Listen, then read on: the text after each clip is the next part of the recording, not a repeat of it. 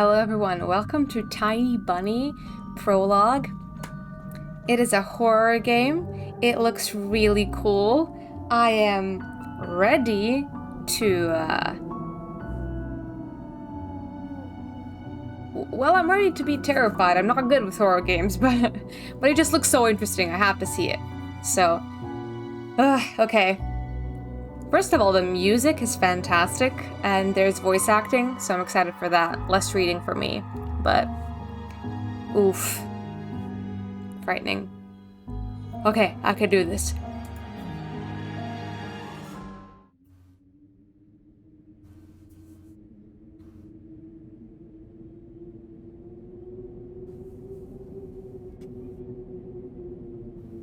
I just fucking hate jump scares, dude.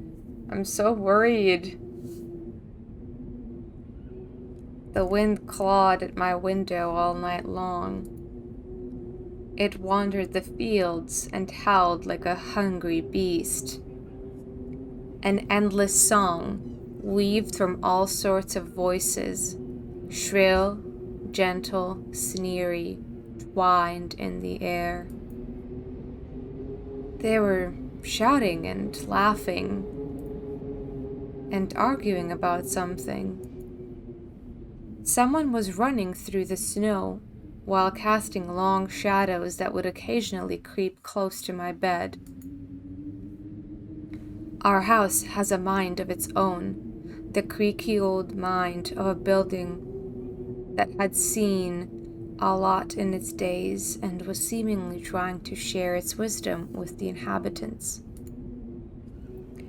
The lonely house faced the forest, and the dark green thicket gazed back with its hollow eyes, rustling, whizzing, swaying back and forth. One could come out and stand at the edge of the forest to reassure themselves there was nobody behind the crooked trees. Fuzzy silhouettes swaying in the wind couldn't possibly do any harm. It's just a play of light and shadow. Just a play. I knew it was just my imagination. I was already 12 after all. Still. Ugh.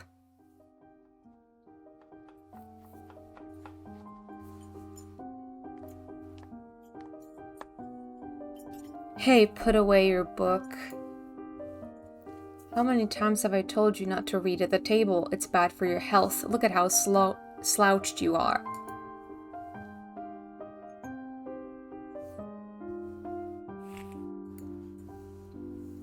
So we hide the book. I didn't protest and put the book about Conan and the Barbarian aside. I was stuck on a line I couldn't understand after reading it 3 times already. Olya had already finished her breakfast and was munching on some cookies. She was so enthusiastic she almost looked like a typical girl from commercials. You're not going anywhere until you finish all of it.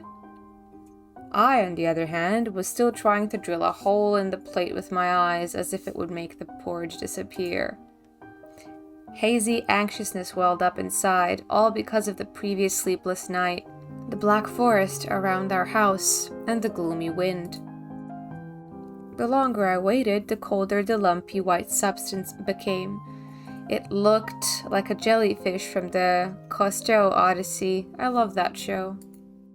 I wonder how horrifying the bottom of the ocean is. Or how cold the black forest is at night.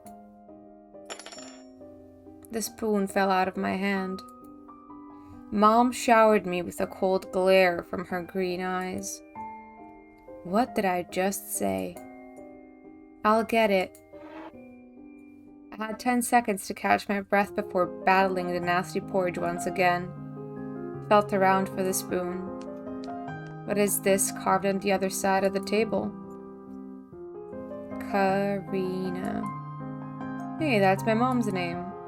I guess she carved it out with something pointy when she was little.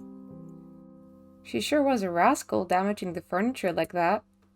She would scold me for a week if I did something similar, though. Should I remind her about it? No, she's been in a bit of a bad mood lately.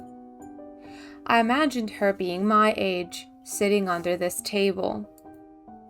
I wonder, was Mom afraid of the dark back then? Or the sounds coming from the attic? Or the thick forest? I imagined my grandma coming into my little mom's room, sitting at the edge of her bed, where Alya sleeps nowadays, and saying this in her soft, smooth voice. Taiga is a special place, little girl. It's watching you closely, sniffing you out, trying to discern what kind of beast you are. If you're a good sort, it won't abandon you in times of trouble. But if you're a bad apple, it'll grab you by the side and drag you under the ground. And that wouldn't be it. Grandma was caring. She never fought with anybody, never yelled, never swore. Those were the times without the maddening screams until late at night, without smashed dishes and mutual accusations. Our parents used to love each other back then. I remember listening in on one of their conversations by chance. They were talking about Grandma getting prepared for her funeral. She had already bought a casket, and she called it her cute funeral box. It waited for its time in the closet, patiently. It was black, upholstered with meat-colored material on the inside. I saw it when my grandma was getting buried. The house didn't change since the last time she was alive. Only all of the photos were gone. Glass-covered pictures with gray faces of my ancestors. They all had a dead but watchful look in their eyes. I crawled from under the table. Alya was done with her cookies and was looking at my share like a sly woodland critter. I turned my gaze towards the frosted window. There were a lot of dark pines outside, but they didn't grab my attention.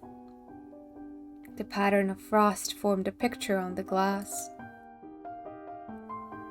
Alya, look, it's a fox. Where?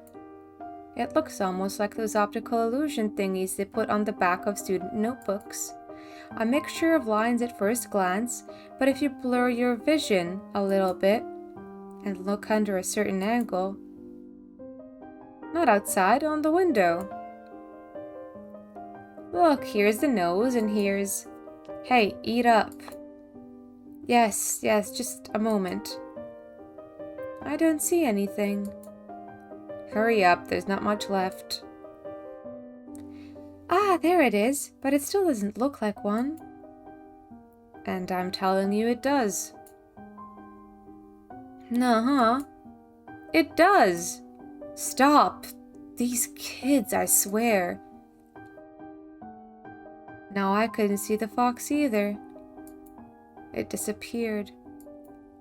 Went away. Only the frosty patterns, similar to stretched out nettle leaves, kept creeping up the glass. My dad entered the kitchen with long measured steps. Both of these parents are hot as fuck, okay? Okay, y'all taking it in? Right, we can move on then. Also, neither of them is blonde. How are both these kids blonde? Explain that to me, huh? I want to have a beard like his when I grow up. Mom would always ask jokingly, come on, shave it off, it stings. This was so long ago. Nowadays, rumbling doors and witty comebacks were an everyday occurrence. Alya always covers her ears whenever she hears something like, what's the point in all this, through the wall? It's all for your sake, Dad would reply, for the sake of our family. I always caught every sound in fear of hearing the most dreaded, the deadliest word that started with a D. D-I-V-D? I don't even want to finish it. Or was it O instead of D? Divorce? What? It was scary to imagine that me and my little sister could be torn apart and taken into 2 different families. Anyways, your fox is nothing. I have an owl in my window. You and your owl talk again. You said you believed me just yesterday. Has anybody seen my car keys? I remember leaving them on the windowsill. Right. Maybe you did, and maybe not. You're a grown man, a father of 2, and still. Karina, please stop. Just let me get ready in peace. Your keys are in the basket near the phone. Well, thank you very much.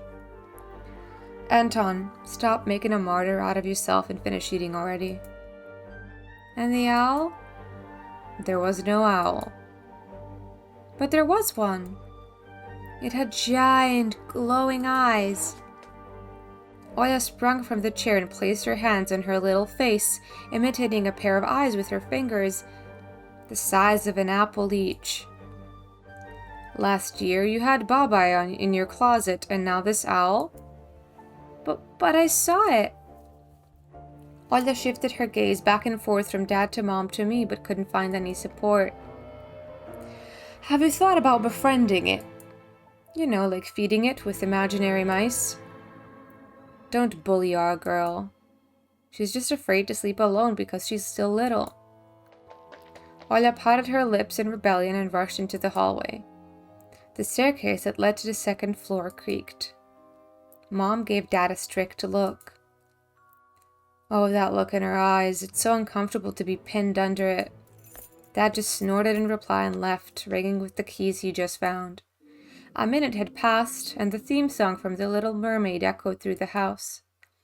It was stored on an incredibly worn-out cassette tape, which Dad already had to glue together once. It's so easy to fix objects by gluing them back together, for example. But how do you fix a relationship? Mom moved to the living room, and I was left alone, anxiously stealing glances at my window. Oya had trouble sleeping ever since we moved to this house. She would toss and turn and curl up into a ball under her blanket. Sometimes she would jump up in the middle of the night and turn on the VCR. Cartoons helped her take her mind off all the troubles she had with the move and our parents. Oh, fuck off. And then Oya said she saw a giant flying monster outside her window. She became obsessed with it. Our parents did everything in their power. They tried every little trick to get rid of those ridiculous fears. Oya refused to sleep alone and didn't believe that the owl was just one of her nightmares. After tonight, I was unsure what to make of my sister's words, what to think of it myself. Can nightmares be infectious? Just last night, I couldn't get a wink of sleep and ended up thinking of what to expect in my new school. There were a couple of days left before the beginning of our new term. My imagination drew long, twisted hallways that led to a classroom full of kids. But all the students behind their desks were simply dark figures, cut out using a template.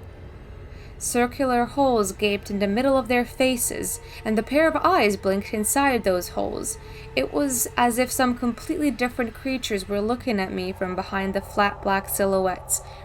Honestly, fucking with the music and the expectation of something popping up, I am, like, the goosebumps you wouldn't believe.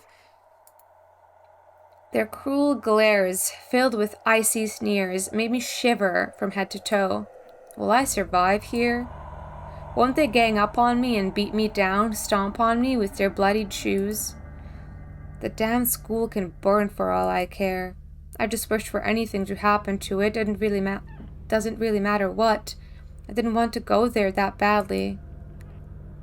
I didn't want to see people who were just itching to smack me on the head trip me up, think of a new offensive name for me worse than the previous one. I felt like the glasses I wore made me an outsider of some sort of monster. My gaze slid across the drawings hanging off the walls. I couldn't consider myself a great artist, but Oya begged me to hang them. Drawing was the only thing that made me happy as of late. The small circle of friends I had also enjoyed my paintings, and they promised to call me from time to time.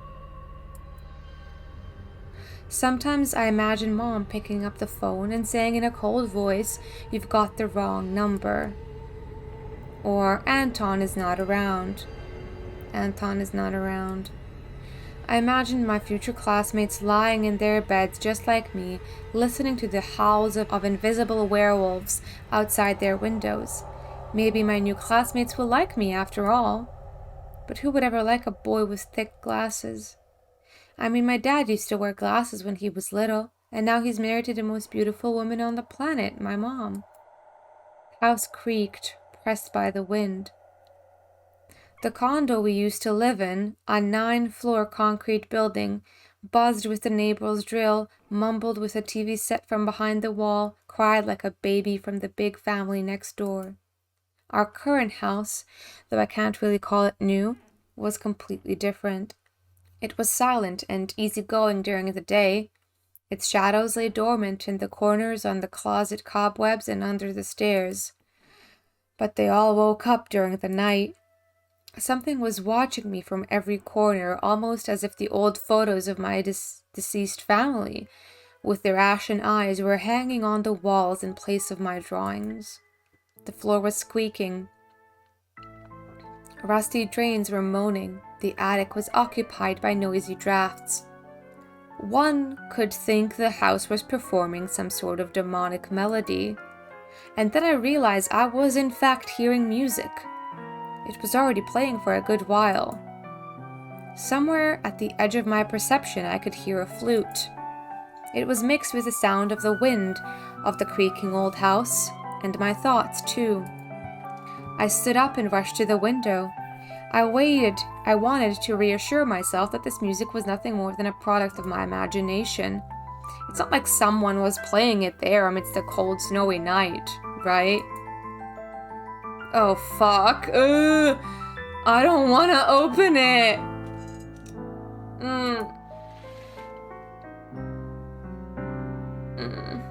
Someone was dancing in the field. Black silhouettes I could barely make out, with the dark forest as their backdrop. Looks to me like a bunch of foxes and owls and bear and just animals, huh? They jumped around, basked in moonlight, bumped into piles of snow, rolled around and crawled on all fours. Stories about wolves playing under the moon came to mind, but those were clearly not wolves. They stood upright at times, circled around holding hands, and whipped up snow, disappearing into the shadows for a brief moment and then coming back. Something bizarre was going on. Shadows dancing in the starless abyss made my imagination go wild, making me anxious at the same time. Suddenly the music had stopped. The dancing shadows froze in place, and I could swear pierced me with their eyes. One of the silhouettes immediately parted from the bizarre shadow carnival and sprinted across the field with giant leaps. Don't! It glattered on squeaky snow without leaving any prints until it was devoured by the pitch-black shadow of my house, which became even darker and thicker. My heart was jumping around like a bird inside a cage. I shut the curtains with a swift motion and stepped back towards the bed. They saw me. A freezing torrent of fear washed over me. I stood in the middle of a perfectly dark room and listened to some unwanted guest move and scrape around looking for an entrance. The sound moved to the right, then circled around the house. Now my guest should be at the front door. I jumped into the bed and covered myself with a blanket as if it could protect me. The shackles of fear locked my muscles. I remember the funeral, my grandma lying there, hands crossed on her chest, her facial features sharp like that of a tin doll. Ants running up and down the legs of chairs that held my grandma's casket. I imagined those little creatures climbing up her head and pulling up her eyelids with their tiny legs. Then her wrinkly eyeballs would once again move inside their sockets and she'd be able to see her grandchildren. I was chanting the spells she taught me throughout the whole procedure, and now lying under the blanket and listening to squeaks and howls, I was repeating the same words. On the island of Buyan, underneath the blemished sun, in the sea of color blue, stands a cabin made of wood. There lay lard and ashen hair, for the spawn from devil's lair, to feast and always leave alone, God's faithful servant named Anton. Evil leave this house must, ashes to ashes, dust to dust. Bizarre sounds had disappeared. I cautiously peeked out from under the blanket and saw curtains waving around like a hangman.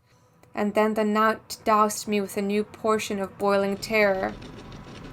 The sound scratched at my eardrums. In reality, something or someone was scratching at the front door, hurriedly clawing at wood, demanding to be let in. The door was shut. Dad had become very cautious recently, so he installed a sturdy lock. I remember him staring at the forest intently as if he was looking for someone. Ashes to ashes, dust to dust. I hugged my knees, placing my chin between them, and drilled the door with my eyes. It was so flimsy and weak before the might of darkness. And then the doorknob twitched slightly. And then it turned halfway, once, twice, as if the person who tried to enter had no hands. The doorknob tilted once more and then started clicking violently. My jaw cramped from fear. My wet fingers clutched the blanket. Oh, the door creaked and opened. The wind taunted me, moaning inside the tin drains. Now you'll see. The door was wide open. The darkness withered inside the carnivorous mouth of my doorway. Tony. It was as if the night itself was calling out to me, flapping its black wings and squeaking with rusty hinges. I was trembling and snared by the web of darkness that hung in the corners of my room, waiting for the one who waved it to come out of the gaping black hole. Tony. No!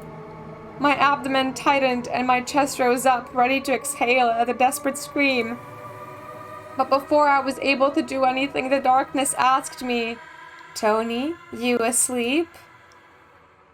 My sister's pale face protruded from the thick shadows. This kid is getting kneed straight in the fucking face. My foot up your nose. No. I almost screamed from relief. Oya, I'm not sleeping. Did something happen? Oya frowned and stuck out her lower lip, a clear sign that she was about to cry. It's there again, staring at me. Shoo her away, Tony, please. I'm so scared. The fear that was tormenting me just a minute ago crawled away and hid somewhere in my stomach. I needed to calm Oya down. It was just a dream, silly. Don't be scared. Dreams don't bite. No one's going to harm you. Oya sobbed. She was trying her best to believe me. But was I sure myself? I have an idea. Let's go to your room and watch the video Sleeping Beauty, for example. You like that cartoon, don't you? Why does the Sleeping Beauty have a prince and I have a scary bird? That question took me by surprise. Alright, let's watch Cinderella. My thoughts became tangled, fuzzy. What was that? What studied me with its eyes while dancing freshly under the moon? The darkness was clinging to the window, and it couldn't be fooled by Grandma's old chants. It couldn't be satisfied with a feast of lard and long ashen hair. Tony, you coming? Yes, just a moment.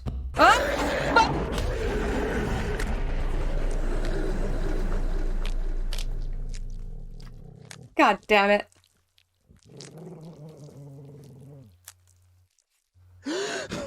Oh no, not animation. I am not prepared. That's why I didn't want to laugh at Oya and her owl in the morning. So when I look at the window now, I am noticing some other animal silhouettes. One that looks like a distant owl, one that looks like, I don't know, maybe like, I'm not sure, like a deer or something? I don't know, but I am noticing some features. Who could be visiting us here in the middle of nowhere? We don't know anyone around here. So persistent. I felt extremely unsettled just from a silly thought that our morning guests could have come from the woods. I could barely hear voices coming from the front door. My mind was urging me to hide in the closet under the table, behind the curtains where Alia always hides. Tony, come here! I felt like the kettlebells were tied to my feet, but still dragged them towards the hallway. A couple of policemen towered over me in the doorway. They smelled like frost and worry. My mom always winced and grumbled the moment she saw patrol cars, worse than bandits. At the moment, though, she looked somewhat confused. Hello. The senior officer, who wore a grim expression, nodded. A boy had gone missing yesterday. His name's Vova. Look at this, please. Have you seen him? The policeman held out a photograph to me.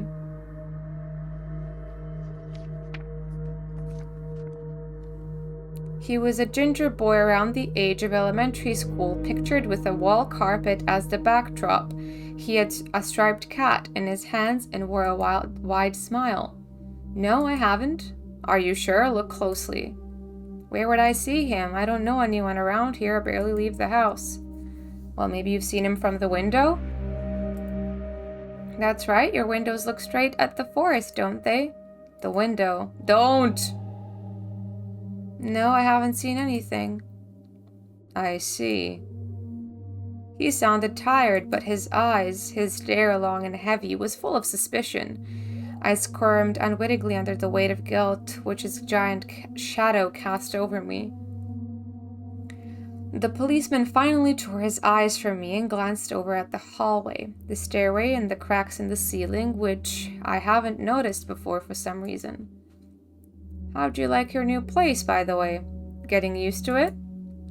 Bit by bit. It's just our little daughter misses the city a lot. Misses the city, huh? Have the locals been treating you well? Yes, everything is all right, thank you.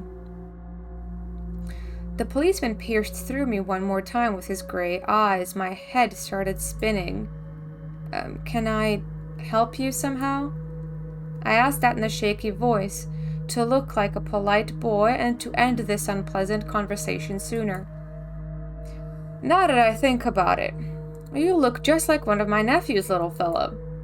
He's a witty boy around your age, wears the same type of goggles, always engrossed in reading those mystery novels. Told me he wants to enroll in police school when his family visited this summer.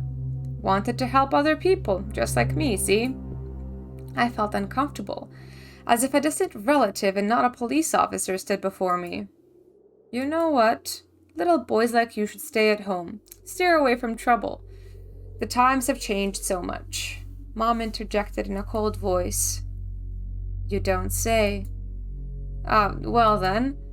What grade are you in, Tony boy? 6th. Have you made any friends here so far? Not yet. I'll be going to school for the first time after the break. Then I'll leave you my number, just in case. Call me if you have any new information. The policemen were gone along with their shadows, the smell of cheap cologne and the photo of a smiling boy. I do not trust those motherfuckers. His face still stood before my eyes. I wondered what it's like for him, being all alone there. For some reason, I thought of the forest swaying in the wind. What did his poor parents feel? And what would my parents do if I'd go missing? Would they cry and thrash around hysterically? Or would they accuse each other like they always do and forget about me eventually? Mom, this Vova, did he go missing in our forest? Seems like it, poor child. I looked out the window on the road. The police UAZ drove off towards the village. The officer's nephew came to mind when I was splitting off old paint from the windowsill. I remember all the teenage mystery novels from the Black Kitty series I read this summer. Your average boys and girls investigated all sorts of mysteries there. They looked for clues, spied on suspicious people, and after a set of amazing adventures, bam, solved any complicated case. I just want to say for the record, Voice acting is on. Like, voices are on, but there are no voices so far, so I'm just reading everything, I guess. They became local celebrities and must have made their parents very proud. I noticed a trail of policemen's footprints that led to the forest. And then it clicked in my head. Why don't I start an investigation of my own? Oh, that is a bad idea, boy. Maybe I'll find that lost boy. Maybe you'll find exactly where he went by going that same way and being killed by the same creatures. And I'll get a reward. Olya will be so happy, and I will be dead. And not only Olya, Mom and Dad too. Maybe they'll even forget about their quarrels for a while. Maybe I'll even save us from the D word. I fantasized about buying Olya a Tamagotchi and getting a cassette player and a bunch of tapes for myself, and a whole box of Kinder Surprise. When was the last time our parents bought us any toys? Last autumn, I think. My dad lost his job at the time. That's that annoying song about it. I had little to no idea what an accountant's job was like. They count money, I think. Neighbors used to envy us, but nowadays Mom and Dad barely had money to afford sweets, and Dad would always divide a single chocolate bar between me and Olya. Sometimes I gave her my share too, no matter how much I wanted to eat sweets. She was still just a pipsqueak. I couldn't wait to go out looking for clues. I'm going outside. Yeah, right. You want the police to go around with your photograph next? The forest is so thick. What if the boy got snatched by wild animals or something even worse? Even worse echoed through the hallway. I won't go far. I'll stay away from the forest. Did you hear what I said? Or should I repeat myself? Better go pack your school bag or play with Olya. The sound of splashing water came from the kitchen. It meant that the argument was over and Mom had the last word. I'm not gonna go outside. Fuck that. The dark, stuffy closet. Mom says it smells like mice, but how would she know their smell?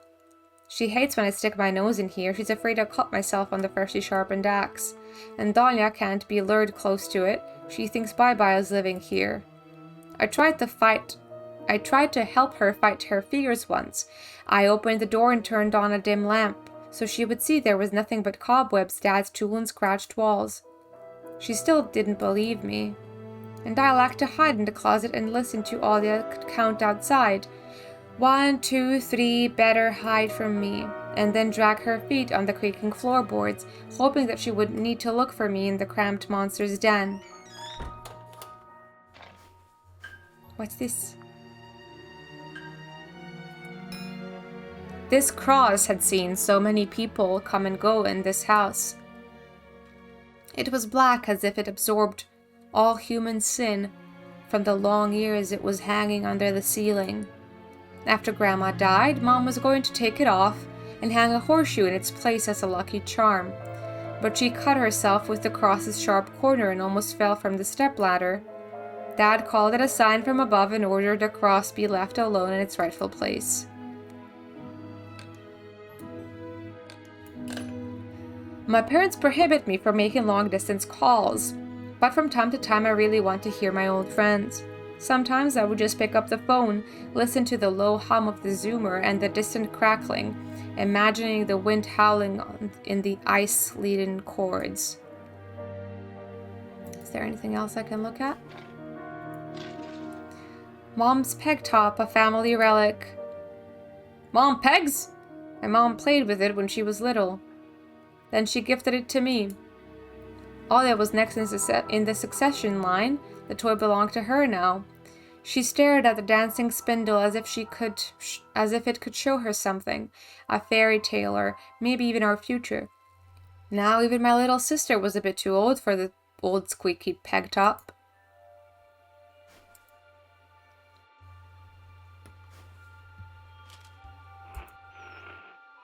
Radio. The Emirkam of Russia has declared a state of emergency due to adverse weather conditions. According to weather forecast, a cyclone is moving towards the region. Expect heavy snowfall, blizzards, and snowdrifts on the road. Keep your eyes open and take care of yourself. Took a peek at Mom's crossword. She would get very angry when someone gave her advice, so me and Dad faked knowing the answer and being about to reveal it all the time. I smiled at that fleeting thought. Vertical 9 letters. Name of the Philistine deity that protected them from viper bites and had a nickname, the Lord of the Flies. Second letter is E.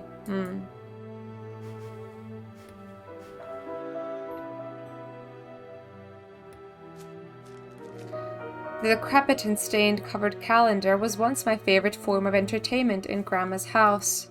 I remember waking up and running to the kitchen so I could tear off yesterday's leaf first thing in the morning, as if the coming day would get lost in the taiga forest without any help. One day closer to New Year's. One day closer to Grandma's funeral. I haven't touched this calendar for years now. Since the time they started writing dark and spooky death chants that only made me gloomy instead of funny proverbs and superstitions, to be exact. I grabbed a dusty leaf with caution and tore it off effortlessly. Sadly, the spooky description from my childhood was still there. 7 horses carry the log. If 7 can't carry, bring the 8th from a ferry. They will take away and never come back. This is the fate the law cannot escape. I crumpled the gray leaf and threw it in the waste bin, hoping to get rid of the anxiousness that washed over me. It was spreading inside me like ink stain on blotted paper. It was difficult to lie to Mom, but there was no other way for me to run away from home. Mom, something's wrong with the TV. The picture is dim and there are stripes all over the screen. Mom's face became visibly distorted. Oh, you're killing me here, so you've had enough of shooting those stupid ducks now? Told you the kinescope will go dim because of your console. Where will we find a TV technician in this hole, huh? Maybe it's just the settings? Please go see for yourself. Strange, it worked fine in the morning. Maybe the snowfall caused it? Mom rubbed her hands clean on her apron and went to Olya's room. Kid, I fucking hate you. I do not want to go outside. I opened the front gate and went into the field, carefully so Mom wouldn't see me from the window. When I crossed half the distance towards the forest, the snow piles became as high as my knees. I remembered my nightly fears. I saw those silhouettes around here. They were jumping around holding hands. The hypnotizing music started playing in my head all on its own. In the light of day, those distant figures felt like a simple dream. The sun turned my nightmares to ash, but the aftertaste was still there, distant ringing in my ears, distorted shadows crawling on the snow alongside me, and a barely audible whisper in my head, blurry and almost kind. Everything was silent. So silent I felt like the world was totally empty. No ground, no sky, no parents, no Olya. The time reached its limit, a one-way trip that ended at the forest's spiny stockade. Sometimes silence was much scarier than any scream. Our parents would scream at each other while arguing, and both me and Olya turned to stone, listening to them. But then always comes the ringing silence. Our apartment became numb a couple of days before we departed. It was hard to remember the last time Mom and Dad joked around, laughing, or spent time together, almost like all of it was in a previous life. When they kissed with Olya present, she always frowned and snorted in a funny way. But one day it all changed. Something important had left our home, and something scary filled the remaining void. It was as if a fire broke up, and our parents were hurriedly packing our belongings, trying to save themselves and us. From who, though? From the people with dead cold eyes who sometimes visited us in the previous home? The eyes that only saw balls of worms on the black ground and everything? And somewhere far away a siren was going off, trying to warn us of the coming menace. I shuddered. chasing away my delusions, and look around. There were only me, this white field, and the wind that was whipping up icy dust and belts of powdered snow. Sport! I squinted from the sun and turned my eyes to the sunless forest. It looked especially dark in contrast with the blinding whiteness. Knobby tree roots slithered under the snow like fat snakes. Rotten leaves and coniferous needles froze into the ice. Dry, prickly branches intertwined, bringing up uncomfortable thoughts about fences. Were they protecting the forest, or were they keeping something from breaking out? Some object was hanging from one of the pointy branches. I tried to get closer, drowning in snow, and when I almost got to the edge of the forest, I saw a knitted mitten. It looked like a wounded bird among the hunkering semi-dark. Should I take it to the police? The senior officer looked gloomy, but he still reminded me of Captain Casanova from my favorite TV show called The Streets of Broken Lights. He was also always anxious with a tired look in his eyes, but still brave and strong. Will this mitten help them find the lost boy? Vova! I heard a distant shout. Looked like it came from the river. Vova! As if the trees were calling out to someone. Vova resounded closer to me. Someone was standing there behind the trees, hiding. Vova! I knew someone was looking for the lost boy, but still, something was unsettling about that figure. Its stillness, how it was bent unnaturally towards the ground. Its blackness. There was no one there, just branches and roots. It's all just my imagination. A nearby bird flapped its wings loudly. Ah, fuck off! A shadow split from the tree and disappeared from my sight. I looked away for just a moment, but when I turned my gaze back to the same place, it was gone. So it was my imagination, after all. Silence reigned for a painfully long time. Bro, just go home! I can't with you! Do you have no sense of self-preservation? You little shit! My muscles were tightly sprung. My heart was beating somewhere in my throat. Any noise, any small movement, and any small whisper from the thicket, and I'd sprint. But nothing of the sort happened. I looked at the mitten once more.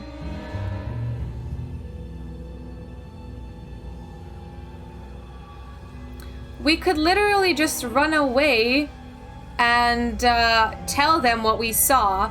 There is absolutely no way that we should tamper with the evidence, because what are they gonna do with a mitten? If they see where it is, that can point them in the right direction. But what are they gonna do with a mitten that I just give them and I'm like, oh, I found it on a tree. Where, bitch? I'm gonna run away. Taking it is a stupid thing to do. Lumps of snow fell from the branch, and that reminded me of the sound soil makes when you throw it into the pit on top of a casket. I immediately felt dizzy, as if I was balancing at a precipice. I slowly backed away from my finding. It felt like the moment I'd touch it, a trap would spring, and the mouse would get caught. Someone stepped on the ice behind me, close by. My inner voice whispered, "Save yourself, run!" My nerves got the better of me. I ran, burying my head in my shoulders. Someone was chasing me from the darkness, breaking pine branches, closing the distance with giant leaps. Snow was slowing me down. Crazy thoughts flew through my mind. I'll get caught. They'll get me. I'll get dragged into the thicket. I'll be gone forever. But there was one more voice, probably one of reason. It gave me strength, spurred me on. You can do it. Don't stop.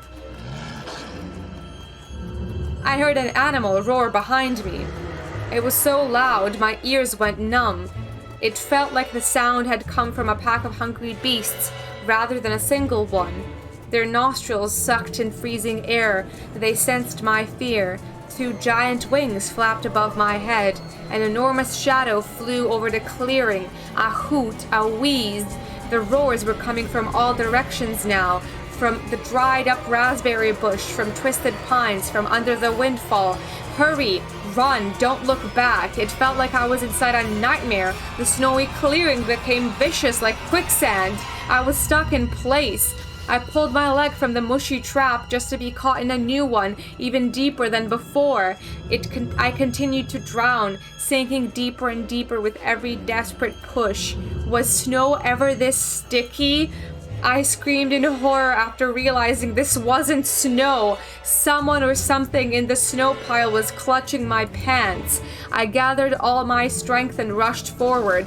The pressure on my leg was gone. My boots slipped out of the hole and my soles were on a hard surface again. I reached a clear path with one jump, and from there I ran to my house. Its gloomy facade didn't look threatening now. The house was my line of defense from the shadows that flapped their wings and the creatures that were hidden under the snow.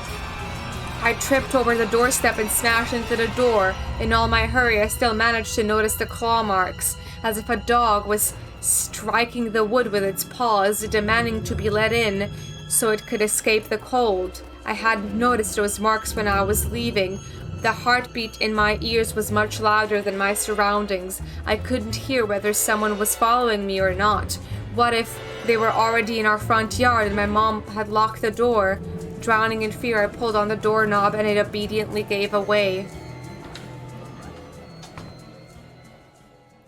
I rolled into the hallway and shut the door behind me. Porch planks creaked as my pursuers ascended the stairs. My finger slipped off the lock, and I couldn't click it into place. I gritted my teeth and pulled hard on the iron knob, whipping it between the boards. I stared blankly at the door. Someone was standing on the other side of the pitiful, flimsy barrier that was probably less useful than blankets. Wheezing breath reached into the house and crashed at me in waves. It smelled of pine and sweat. Mom peeked out of the kitchen and chastised me with the same frigid voice she always used to when talking to Dad. What exactly didn't you understand when I told you to never slam the door? I didn't mean to. I snuck a glance at the door. The smell was gone. The breath was too. If there was someone in the first place, of course. Here, mere 5 meters away from my mom, my fear was slowly weakening, melting like snow in spring, and with it, the last bit of strength I had left my body too. My legs gave away. I propped myself up against a wall so I wouldn't fall over. Mom's expression had changed immediately. The cold mask of strictness and detachment was gone. Mom looked the same as before all those quarrels. She finally saw my condition, my wet pants plastered with snow. Where have you been? What did I tell you, huh? I told you to stay home. Am I nothing to you too? I got afraid she would cry. I reached out to her like when I was very little and wanted her to cuddle me. But Mom regained her composure fast and put on her usual face. Her eyes shined like steel. Her voice rang out. Your dad can't find his cigarettes. Be honest, did you snatch them? Were you smoking in secret? There was someone chasing me. I thought... I started as soon as I started explaining myself. Tears welled up in my eyes. Mom leaned toward me and sniffed my clothes like a beast searching for the smell of tobacco. Then she squinted her eyes in suspicion and looked at the front yard. Her expression changed in an instant as she covered her mouth with her hand. Look over there, at the fence. My heart started thumping as if I became prey once again. My pursuers were following me in the field. I could swear that I heard something scratch at the door, just like my nightmare. Mom beckoned me with her finger, and I gathered all my remaining bravery to look in the kitchen window facing my fear. I could barely discern some hairy silhouettes swimming in snow through the icy winter patterns of the glass. Dogs. Just a small pack of strays, with no name and no owner, barely reminding of the hungry monsters that live on the edge of the forest. Oh boy, were you scared of them? I think they'd rather be scared of you, Anton. They were chasing me like a bunny. And what if they're rabid? The smile had slowly disappeared from her mom's face. Now she looked at the dogs as if it was her first time seeing them. What if they attack Olya? Mom? Wish your dad could just shoot them all. Mom, look, they're alive. Huh? What? Are they your friend or foe after all? Make up your mind. You're not a little kid anymore. Mom sighed in annoyance, and I felt so bitter that I bit my lower lip and fixed my gaze on the cobweb-ridden corner. Well, some detective I am. In reality, I wasn't risking my life among monsters, but rather my pants among a pack of stupid strays. I wanted to sink through the floor from embarrassment. You might be shocked to know that stray dogs don't hide under snow and grab at people. Come here, my boy who cried wolf. Oh, don't just stand here. Come take your pills. A golden-colored pill, reminiscent of a dead wasp, fell onto my palm. Is it fish oil? I already took one during breakfast. Don't talk over me. I told you to stay home, and you?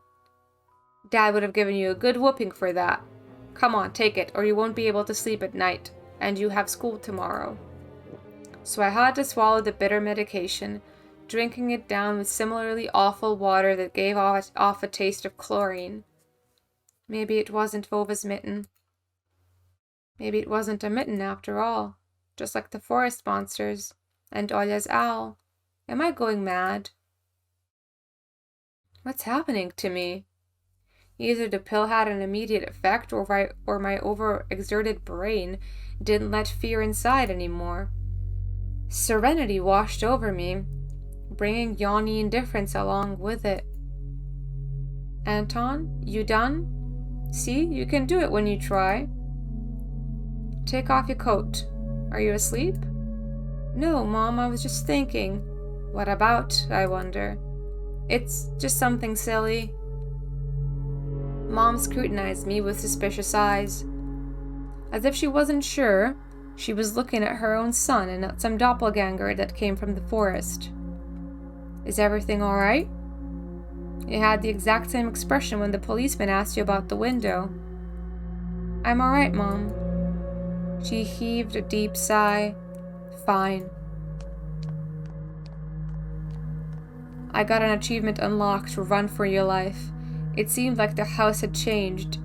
The sofa's fabric had become discolored. Fingertips appeared on the bathroom tiles. The light bulbs also felt different, dimmer and yellower.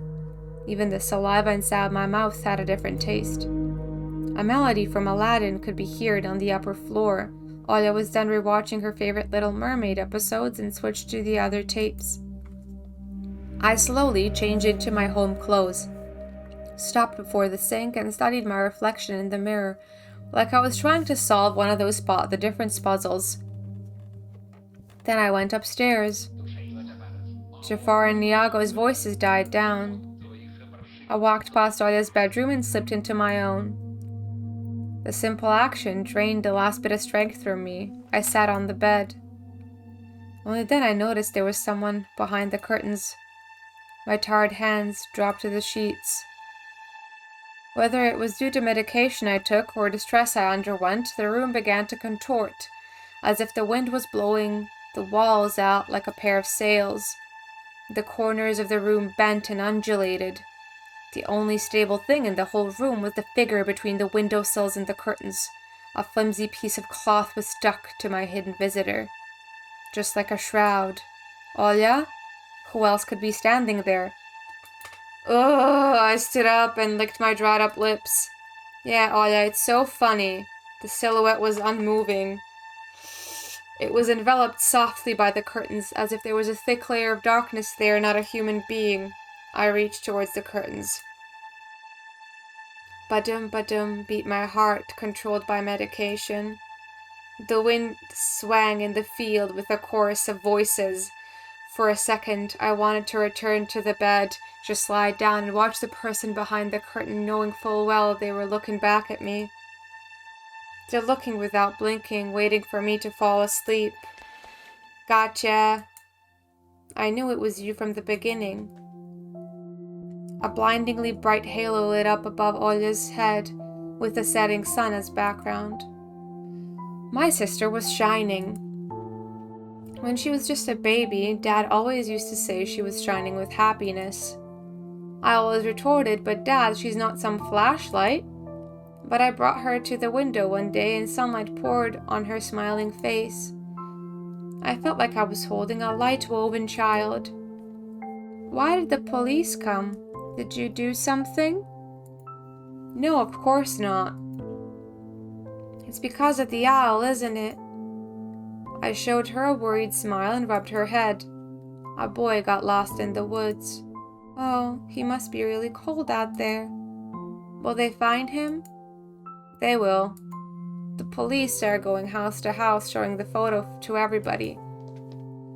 Olya traversed the room with care and pressed her tiny palms against the window. Traversed.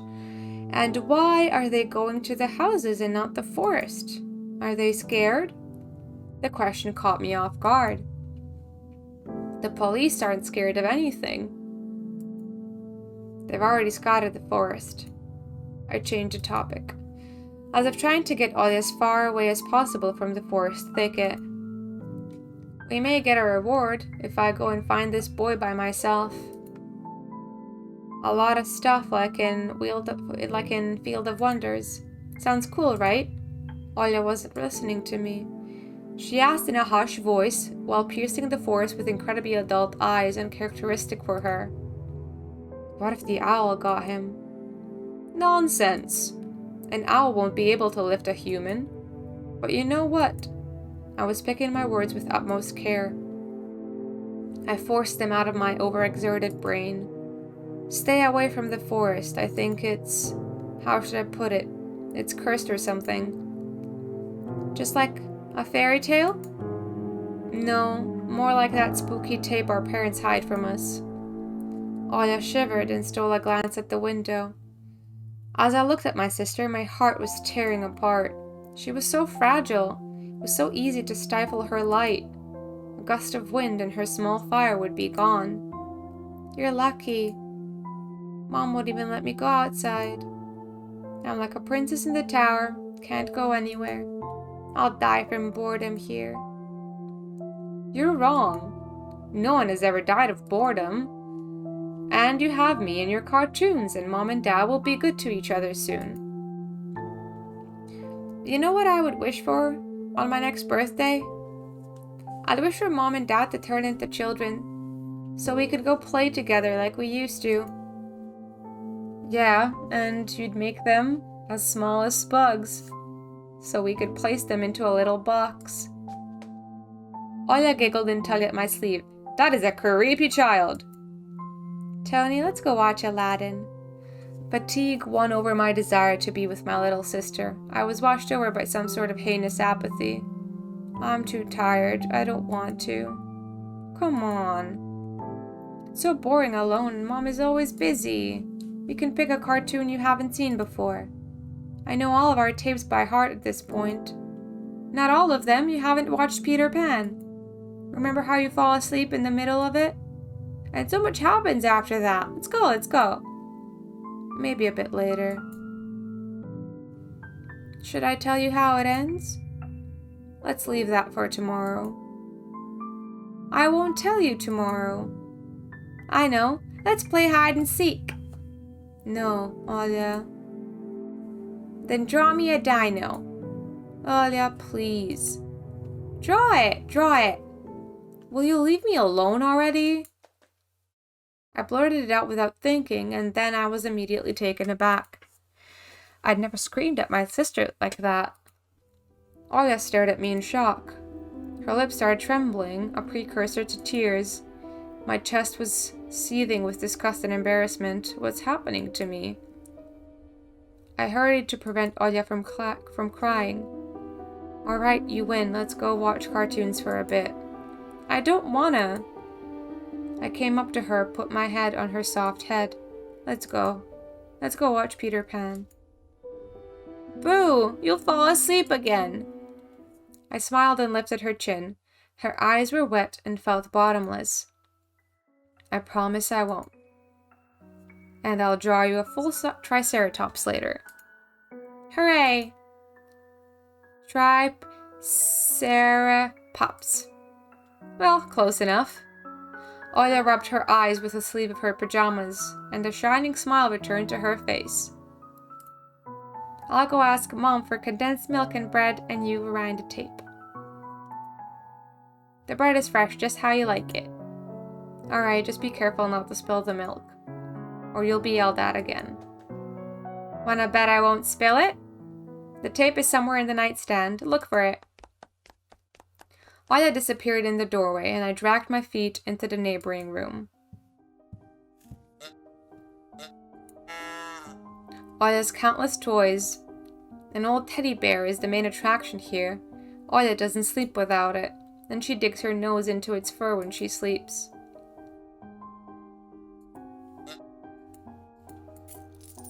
A piggy bank. Oya is saving money for a real puppy because Dad said that taking care of him will take a lot of money.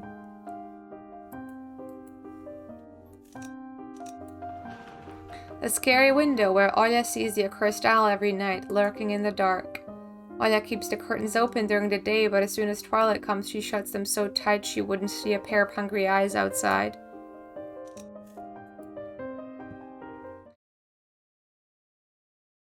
The old photon TV was gathering dust in the corner. All that was left clicking in the bottled front panel was clicking. The tube warmed up and a familiar white noise started dancing on the black screen. I almost reached out to turn on the VCR when the noise calmed down and a blurry image appeared for a moment. It was a dark taiga forest, just like the one outside my window. The picture split the screen in half. Something creepy resembling human speech was coming out of the speaker. Just a few moments later, scenery was again overshadowed by noise. Did I catch some rogue signal? Local TV station only ever showed Soviet cartoons, and even that was pretty rare. And only just recently I used to always watch Robotech before school. It was so awesome. Maybe I should tinker with the antenna. What if I catch the channel again? On the other hand, Oya had asked me to find the tape. It wouldn't be nice to disappoint her. But in my sleepy state, I don't have the strength to do all of it. Like, I really want to, but I also just told off my sister, and like, I'd rather do the things that won't scare the shit out of me. I sifted through the shelves full of dolls and blue hippos from Kinder Surprise. I found the tape I needed thanks to the shabby spine. Got the black rectangle from its box. Achievement unlocked, Neverland. The tape inside it rustled while rewinding to the beginning. This rustle was lulling me to sleep. Drowsiness attacked me while I was squatting before the TV. Images whirled in my head. Me and Oya flying above the forest, tumbling in the soft clouds. My little sister started laughing, but her smile becomes more and more forced with every passing second. I noticed that the clouds underneath us part, bearing the bristly pine tops. Swampy darkness slurped among the trees. The wings are no longer able to hold us, and Oya. You haven't started watching without me, have you? My sister brought the tray with unevenly cut bread and a whole can of condensed milk. I rubbed my eyes. No, come sit. Mom and Dad are arguing again. They're going through rough times. Rough times are lame. On the screen, Wendy was hiding Peter Pan's shadow into the dresser. Oya was entertained by the cartoonish dog Nana. Maybe Mom and Dad will buy us a dog too. Yeah, right.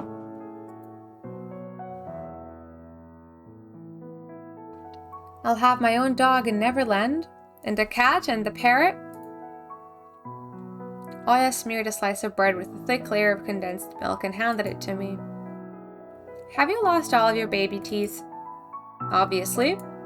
Oya frowned, deep in thought. Peter Pan has baby teeth. What if they won't let you go to his land with adult teeth? We'll think of something. We'll ask Dad to alter your age in the passport. And why would Dad forge documents? Aya took a bite from the sandwich and started talking with her mouth full. He will. I heard Mom and he did that before. You'll grow ears as big as Dumbo's. Aya got worried and touched her ear. I smiled to myself. My little sister was silent now. She just devoured bread, watching the adventures of Peter Pan, Tinker Bell, and James Hook. As if she got sucked into the fairy tale Neverland. To be honest, I also imagined myself there, in a land where no one ever ages, where no one argues over little things, where no one listens to fights and the sound of broken plates at night. It felt like dreaming, with my eyes still open. Then my sister's scream pulled me back into reality. Tony, shut the curtains fast. Why? No one's watching you. It's dark, and when it's dark, the owl comes. I'm scared. I got out of bed, fighting my drowsiness, and closed the curtains. Did my best not to look outside, towards the treetops, towards the taiga forest which seemingly drew closer and closer. Of course, it was just a visual effect from shadows and branches scraping the snow. Tony, Mom thinks I made the owl up. And Dad, too, thinks I'm a liar since I'm small. But the owl exists. Honestly, it does. You do believe me, right? That it comes every night and... I swiftly grabbed Aya's hand and looked her in the eyes. I was trying to transfer at least some of my courage and determination. But did I really have those qualities? Yes, I believe you, alright? Just don't nag our parents about it anymore. They're already dealing with a lot, so they'll just get mad at you. Come and tell me if anything happens, and don't look out the window. But it wants me to look. Doesn't matter. Act like it doesn't exist and never existed, like it's made up, just like Mom and Dad say. It'll get tired of waiting and fly away. Ugh. I don't trust this shit, dude. We followed Peter Pan's adventures as if nothing had happened, as if the forest didn't kidnap kids, as if our parents weren't tearing each other apart bit by bit. Captain Hook was running away from a crocodile, and Captain Pan was headed to London on a gilded sailboat. By some miracle, I lasted longer than my little sister. Aya's eyelids had dropped. She started snoring lightly, resting her chin on the side of the bed. I stood up and left Aya's room. I was looking out the window studying the field when Mom peeked into my room. Enough playing around. It's your first day at school tomorrow. Go to bed. You should sleep properly.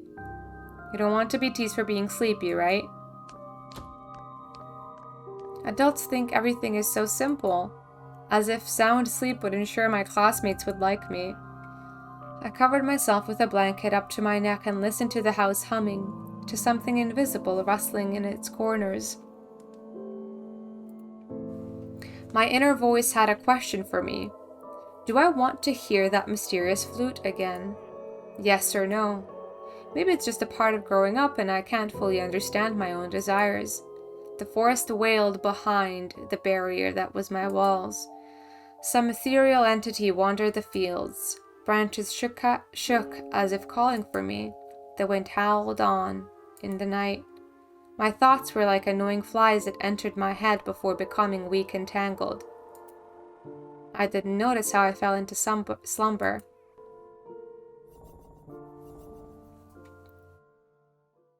Okay, thank you for completing episode 1 of Tiny Bunny. Did you enjoy it? Do you want to know what happens next? We're already working hard on the continuation of the story. Episode 2 came out, I think. That was really good. Fuck, again, I don't like horror games. I'm not good at them. But that was really good. And I like it. And I do want to play more of it. I don't, but I do. So, that was awesome. Not sure what's that whole thing about the voices being cranked up all the way to the max, but no voices happening. So I don't know. If I play episode 2, I'll see what's happening with that one. I hope y'all enjoyed this. If you did, please leave a like, because it would mean a lot to me. And yeah, not much to say. Like, the atmosphere was fucking fantastic. It had me just like reeling away from the table because I was expecting shit. It had very good atmosphere. It had very good build-up. I enjoyed it a lot. And I'll see you guys super soon for the next one. Bye for now.